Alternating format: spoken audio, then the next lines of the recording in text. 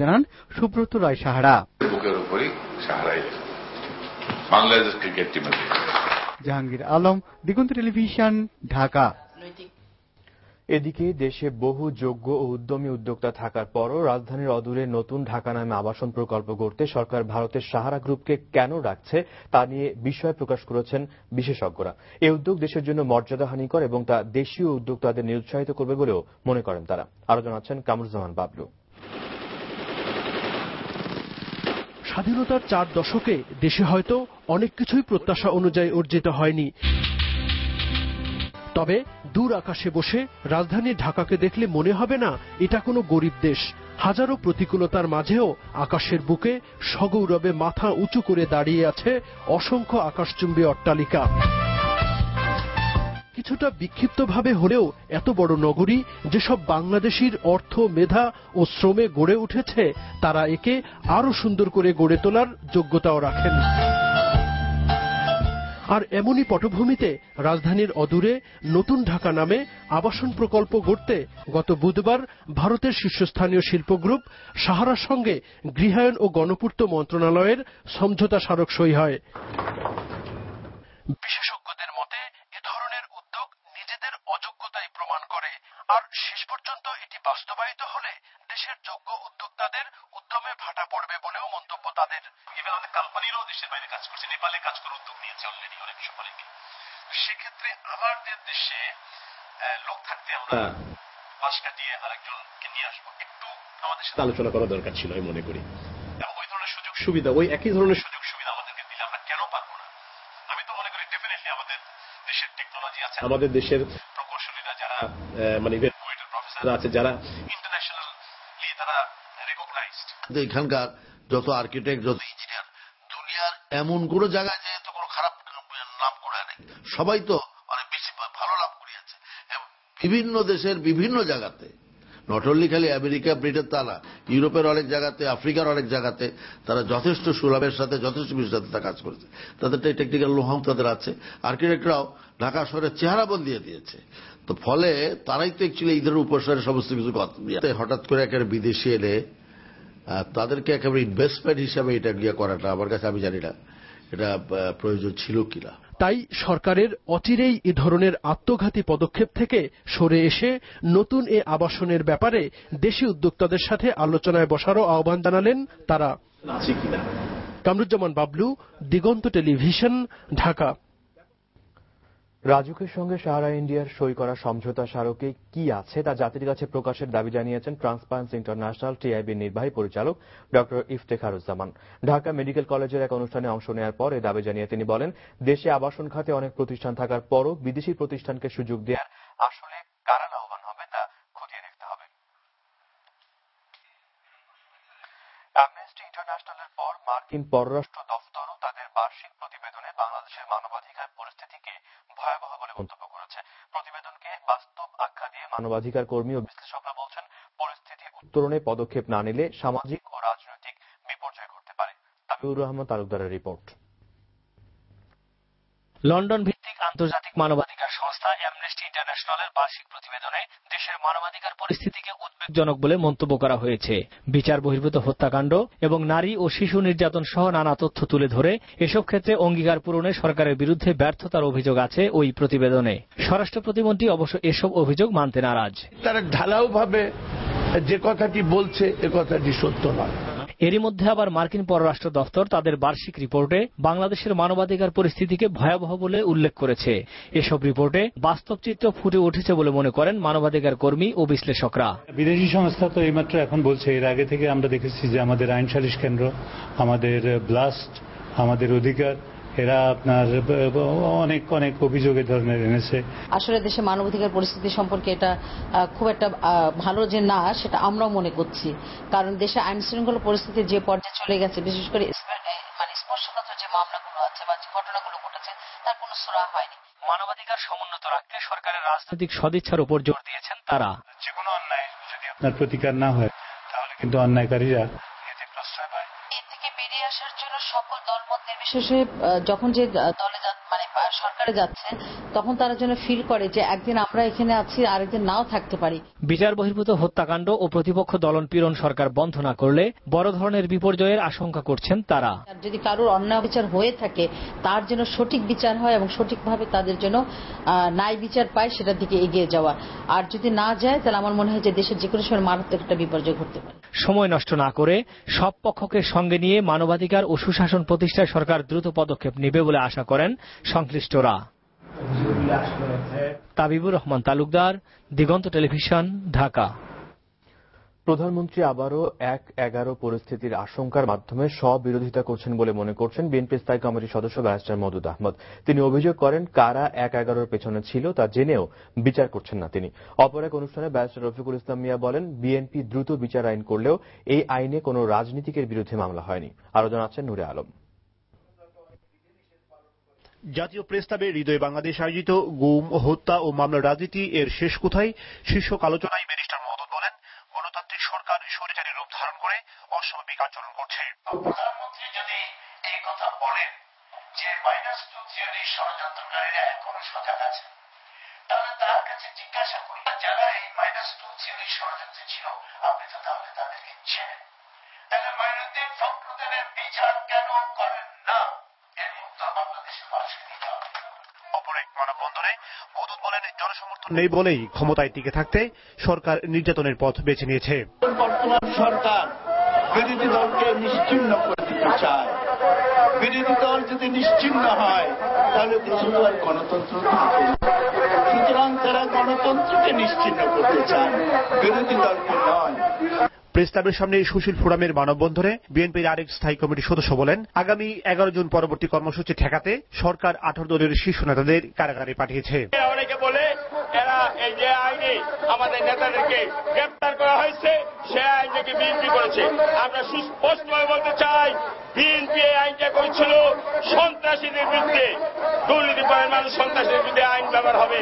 BNP একটা মামলাও করে নাই যেখানে এই আইনের অধীনে কোন আওয়ামী লীগ নেতার বিরুদ্ধে মামলা হয়েছে। জাতীয় নেতাদের বিরুদ্ধে মিথ্যা মামলার প্রতিবাদে জাতীয়তাবাদী মুক্তিযোদ্ধা দল ও মুক্তিযুদ্ধের প্রজন্ম এই মানববন্ধনের আয়োজন করে।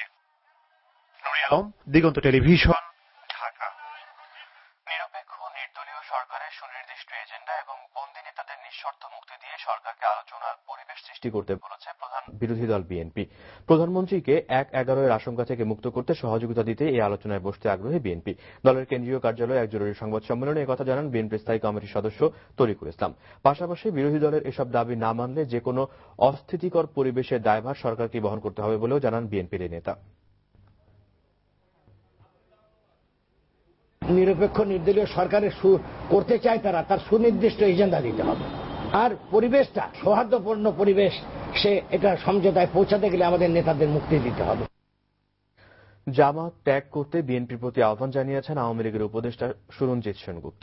সকালে ছাত্র যুব ঐক্য পরিষদের অনুষ্ঠানে যোগ দিয়ে দ্রুত বিচার আইনকে কালো আইন আখ্যা দিয়ে তিনি আরো বলেন, নিজেদের তৈরি ফাঁদেই পড়েছে বিএনপি। এদিকে অপর এক অনুষ্ঠানে আইন প্রতিমন্ত্রী বলেন, সংকট নিরসনে সংসদের নির্বাচিত প্রতিনিধিদের দিয়ে অন্তর্বর্তী সরকার গঠিত হতে পারে। মাইনুল ইসলাম শোভনের রিপোর্ট। মহানগর নাট্যমঞ্চে অনুষ্ঠিত ছাত্র যুব ঐক্য পরিষদের ত্রিবার্ষিক সম্মেলনে যোগ দিয়ে দপ্তরবিহীন মন্ত্রী সুরঞ্জিত সেনগুপ্ত চলমান রাজনৈতিক পরিস্থিতিতে উদ্বেগ প্রকাশ করে সংলাপের উপর গুরুত্ব দেন। আর বিরোধী দলের নেতাকর্মীদের গ্রেপ্তারের ঘটনাকে দ্রুত বিচার আইনের কুফল হিসেবে উল্লেখ করে বিএনপিকেই এর জন্য দায়ী করেন।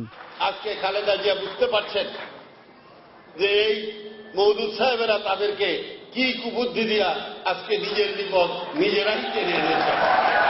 মওদুদ সাহেব নিজের ফাঁদে নিজে পড়ছেন, এখন বুঝা দেখেন। আপনিও আপনার দ্রুত বিচার আইনে, এখন দ্রুততম বিচার আইন হয়ে গেছে। নিজেদের বিচারে আসুন, আপনারা তাদের পরিত্যাগ করুন জামাতকে। এদিকে ডক্টর ওয়াজিদ মিয়ার মৃত্যুবার্ষিকীর আলোচনায় আইন প্রতিমন্ত্রী অ্যাডভোকেট কামরুল ইসলাম বলেন, বিরোধী দল যতই অস্থিরতা তৈরি করবে, আইন প্রয়োগে ততই কঠোর হবে সরকার। এ সময় অন্তর্বর্তী সরকারের রূপরেখা সম্পর্কেও ধারণা দেন তিনি। অন্তর্বর্তীকালীন সরকারের মধ্যে সরকারি দল, বিরোধী দলের সকল নির্বাচিত প্রতিনিধি যেভাবেই সেই অন্তর্বর্তী সরকার সাজানো হোক না কেন, নির্বাচিত প্রতিনিধিদের দিয়েই সেই অন্তর্বর্তীকালীন সরকার গঠন করতে হবে। এদিকে প্রাকৃতিক দুর্যোগ ঝুঁকি নিরসনে মহাজোট সরকারের 3 বছর বিষয়ক আলোচনায় বন ও পরিবেশ মন্ত্রী হাসান মাহমুদ বলেন, জলবায়ু পরিবর্তনজনিত মোকাবেলায় কার্যকর পদক্ষেপ গ্রহণ করেছে সরকার। এ সময় দলের সিনিয়র নেতারা সহ বিশিষ্ট জনেরা উপস্থিত ছিলেন। মাইনুল ইসলাম শোভন, দিগন্ত টেলিভিশন, ঢাকা। চিন্তাধারা ও কর্মের দিক থেকে বঙ্গবন্ধু ও কাজী নজরুল ইসলাম সমমানসিকতা সম্পন্ন ছিলেন বলে মন্তব্য করেছেন প্রধানমন্ত্রী শেখ হাসিনা। নজরুল জন্মজয়ন্তীর অনুষ্ঠানমালার উদ্বোধন করতে এসে শোষণ, বঞ্চনা ও দারিদ্র্যমুক্ত দেশ গড়তে সবাইকে এগিয়ে আসার আহ্বান জানান তিনি। রিপোর্টে বিস্তারিত। ভারত ও বাংলাদেশের যৌথ আয়োজনে নজরুল জন্মজয়ন্তী ও বিদ্রোহী কবিতার 90 বছর পূর্তির অনুষ্ঠান উদ্বোধন করতে গিয়ে মহান স্বাধীনতা যুদ্ধে বিদ্রোহী কবিতার ভূমিকার কথা স্মরণ করেন প্রধানমন্ত্রী। বিদ্রোহী কবিতার এই আহ্বান মানুষের মুক্তির আহ্বান, আত্মজাগরণের আহ্বান। নজরুল এই জাগরণের আহ্বানের মধ্য দিয়ে ব্যক্তি মানুষের মুক্তি চেয়েছেন, আমাদের মুক্তি সংগ্রামে যা প্রেরণা জুগিয়েছে। এদেশের মাটির সাথে কাজী নজরুল ইসলামের গভীর সম্পর্কের কথা উল্লেখ করেন শেখ হাসিনা। যে আমাদের দুজন কবি, রবীন্দ্রনাথ ঠাকুর এবং নজরুল, দুজনেরই শ্বশুরবাড়ি বাংলাদেশে। এই সময় প্রধানমন্ত্রী বলেন, চিন্তাধারা ও কর্মের দিক থেকে বঙ্গবন্ধু ও কাজী নজরুল ইসলাম ছিলেন সমমানসিকতা সম্পন্ন। সর্বকালের সর্বশ্রেষ্ঠ বাঙালি জাতির পিতা বঙ্গবন্ধু শেখ মুজিবুর রহমানের জীবন ও কর্মে নজরুলের প্রভাব ছিল অপরিসীম। দুজনেই বিদ্রোহী ছিলেন, একজন সাহিত্যে, অন্যজন রাজনীতিতে। দুজনেই মানুষের অধিকার আদায়ের সংগ্রাম করেছেন। দুজনেই সাম্প্রদায়িকতা ও ধর্মান্ধতার বিরুদ্ধে ছিলেন উচ্চকিত কণ্ঠ। অনুষ্ঠানে ভারতের আইন, বিচার ও সংখ্যালঘু সম্প্রদায় বিষয়ক মন্ত্রী সালমান খুরশিদ ও মন্ত্রী পরিষদের সদস্যবৃন্দ সহ বিশিষ্ট ব্যক্তিরা উপস্থিত ছিলেন। যবে উৎপীড়িতের ক্রন্দন রোল আকাশে বাতাসে ধ্বনিবে না, অত্যাচারীর খড়গ কৃপান ভীম রণভূমে রণিবে না, বিদ্রোহী রণক্রান্ত আমি সেই দিন হব শান্ত। আব্দুল্লাহ আল এহসান, দিগন্ত নিউজ ডেস্ক। এদিকে নানা আয়োজনের মধ্য দিয়ে পালিত হচ্ছে জাতীয় কবির ১১৩তম জন্মজয়ন্তী। সকাল থেকেই বিভিন্ন রাজনৈতিক, সামাজিক ও সাংস্কৃতিক সংগঠন ঢাকা বিশ্ববিদ্যালয়ের মসজিদ প্রাঙ্গণে কবির মাজারে শ্রদ্ধা জানাতে আসেন। এ সময় দেশের বিশিষ্ট জনেরা সকল নির্যাতন, নিপীড়নের বিরুদ্ধে রুখে দাঁড়ানোর পাশাপাশি অসাম্প্রদায়িক চেতনায় দেশ গড়ার আহ্বান জানান।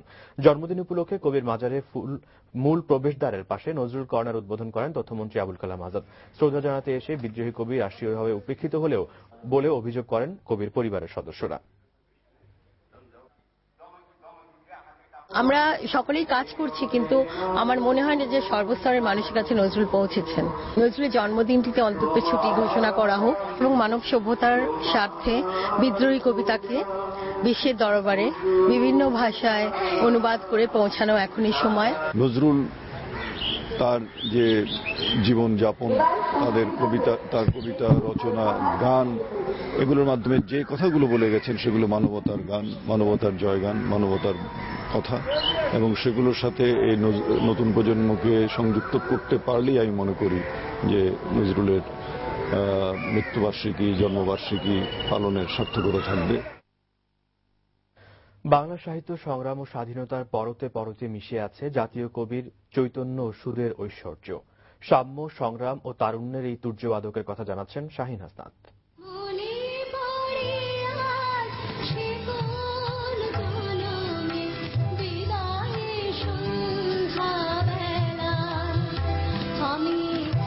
ব্রিটিশ উপনিবেশিক শাসনের শিকলে এই উপমহাদেশের রাজনীতি, ভূগোল, সংস্কৃতি ও বিশ্বাস যখন বন্দী, এমন স্বদেশে 1899 সালের 25শে মে জন্ম নেন কাজী নজরুল ইসলাম। দখলদার শাসক ও সহযোগীদের যুগল হামলায় জাতি যখন দিশেহারা, তখন বন্দী স্বদেশে মুক্ত মানুষ হিসেবে বেড়ে ওঠেন নজরুল। শৈশবে মসজিদে ইমামতি করায় তার মধ্যে গড়ে ওঠে সাচ্চা ঈমান আর শঙ্কাহীন মানবিক উচ্চতা। আর তাই ছেলেবেলা থেকেই শুরু করেন শিকল ভাঙার সংগ্রাম। তার কবিতা ও গানে ধ্বনিত হয় লড়াইয়ের সুর। পরাধীন জাতির মধ্যে জাগিয়ে তোলেন স্বাধীনতার স্পর্ধা। হিমাদ্রি শিখর উচ্চতায় ঘোষণা করেন, বলবীর বল উন্নত মম শির, শির নেহারি আমারই নত শির ওই শিখর হিমাদ্রির। মুক্ত স্বদেশে কল্যাণকর সমাজ নির্মাণের ঘোষণায় নজরুলের উপর নেমে আসে শাসক চক্রের হিংস্র খড়গ। কারাবন্দী করা হয় কবিকে, বাজেয়াপ্ত করা হয় বিদ্রোহের কবিতা আর গান। রাজশক্তির বৈরিতার মধ্যেও নজরুলের সাহিত্যে জাতির বিশ্বাস দোলে ওঠায় তিনি হয়ে ওঠেন মুক্তিকামী জনতার মুকুটহীন সম্রাট। জনযুদ্ধে অর্জিত বাংলাদেশে নজরুলকে জাতীয় কবির সম্মান দেয়া হলেও এখনো মেলেনি এর সাংবিধানিক স্বীকৃতি। কবি ছিলেন তাওহীদের প্রতি নিষ্ঠাবান, তাই আকুতি জানান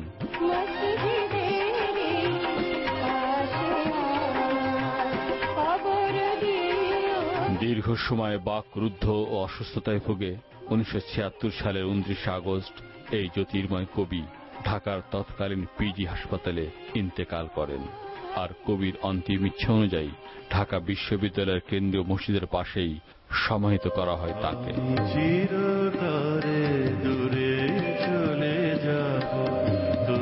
শাহীন হাসনাত, দিগন্ত টেলিভিশন, ঢাকা।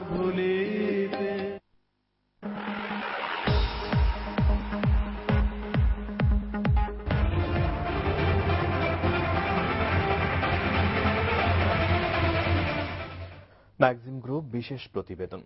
প্রচন্ড খরতাপে উষ্ণ হয়ে উঠেছে প্রকৃতি, এতে দুর্ভোগে পড়ছে সাধারণ মানুষ।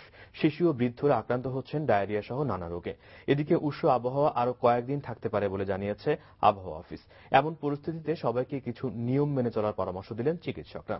আরো জানাচ্ছেন ইমাম হাসান সৌরভ।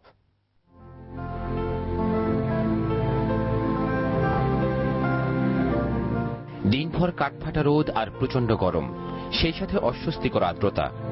রাতে সূর্যের ঘনঘটা না থাকলেও তাপ প্রবাহ কমছে না মোটেও। বিরূপ এ আবহাওয়ায় জনজীবন এখন অতিষ্ঠ। বিশেষ করে নিম্ন আয়ের খেটে খাওয়া মানুষদের বিড়ম্বনা একটু বেশি। প্রচুর গরম ভাই, গরমে গাড়ি চালান যায় না ভাই, খুব কষ্ট হয়। গরমে অনেক খারাপ লাগে, কাজ কাম করতে পারি না, রোদের মধ্যে যেতে পারি না। অস্বাভাবিক এই খরতাপে অন্য সময়ের তুলনায় অনেক বেশি তৃষ্ণার্ত হয় মানুষ। তাই একটু স্বস্তির আশায় অনেকেই খোলা পরিবেশের অস্বাস্থ্যকর পানি ও শরবত পান করেন। প্রচন্ড গরমের কারণে আমরা আসলে যে তৃষ্ণার্ত অবস্থায় খাচ্ছি, যাতে আমাদের শরীরের যে লবণ পানিটা হয় আর কি। ভাই গরমে আর বাঁচি না, আল্লাহর কাছে দোয়া করে যান গরমটা যেন তাড়াতাড়ি চলে যাক। বৈরী এ আবহাওয়ায় ডায়রিয়া সহ নানা রোগে আক্রান্তের সংখ্যাও বেড়ে যায়, আর শিশু ও বৃদ্ধরা এর শিকার হচ্ছে সবচেয়ে বেশি। এমন পরিস্থিতিতে সবাইকে নিয়ম মেনে চলার পরামর্শ দিলেন চিকিৎসকরা। বাচ্চাদের আমরা রোটাভাইরাল ডায়রিয়া দেখছি এবং বড়দের মধ্যে কলেরা আছে, বাচ্চাদেরও কলেরা হচ্ছে। ঠান্ডা পানি, খাবারটা সেফ যেটা থাকে সেটা, আর বাইরের খাবার তো অবশ্যই না। এমনকি গোসলের পানিও যদি ফুটানো পানি ঠান্ডা করে করা যায় তাও ভালো। জলবায়ু পরিবর্তনকে আবহাওয়ার এই বিরূপ আচরণের জন্য দায়ী করেছেন আবহাওয়াবিদরা। সেই সাথে আরো কয়েকদিন এই তাপ প্রবাহ অব্যাহত থাকতে পারে বলে জানালেন তারা। যেগুলি আমাদের দরকার সেগুলি কোনোটাই নেই, যেমন আমাদের সবুজ গাছগাছরাও কম, তারপর বিল্ডিং এর সংখ্যা বেড়ে যাচ্ছে। এটা যাওয়ার গরম নয়, এটা সবসময় থাকবে, এটা শুধু কমে যাবে বৃষ্টি হলে। ব্যাপকভাবে গাছপালা কাটার পাশাপাশি শিল্প কারখানা নির্মাণের কারণে ক্রমেই উষ্ণ হচ্ছে পৃথিবী, আর এর প্রভাবে বেশি ক্ষতিগ্রস্ত হচ্ছে বাংলাদেশ সহ তৃতীয় বিশ্বের দেশগুলো। ইমাম হাসান সৌরভ, দিগন্ত টেলিভিশন, ঢাকা।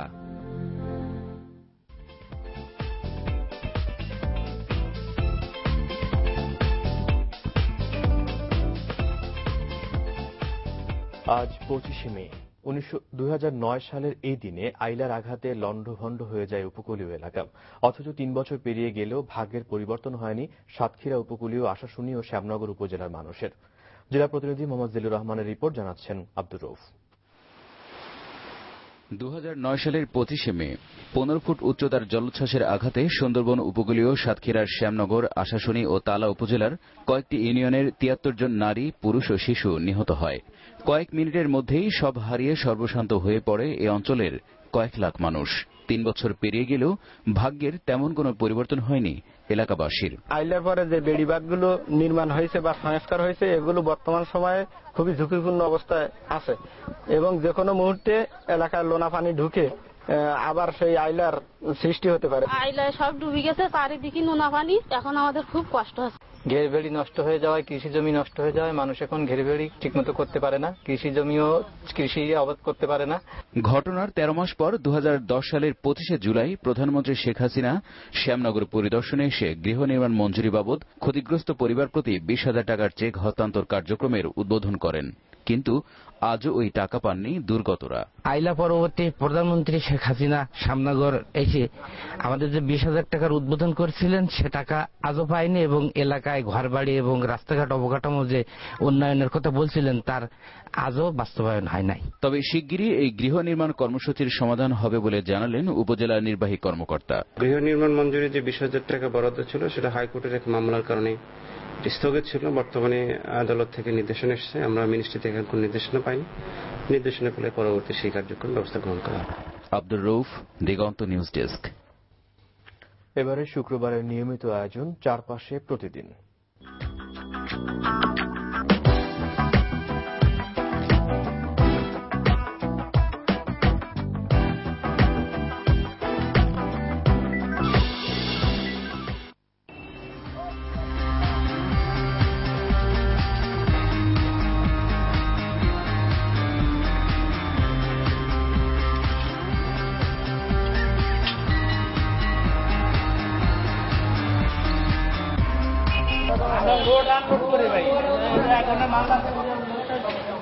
গাড়ি টান দেওয়া যাবে, চলে যাবে, আমরা জয়মা থাকি।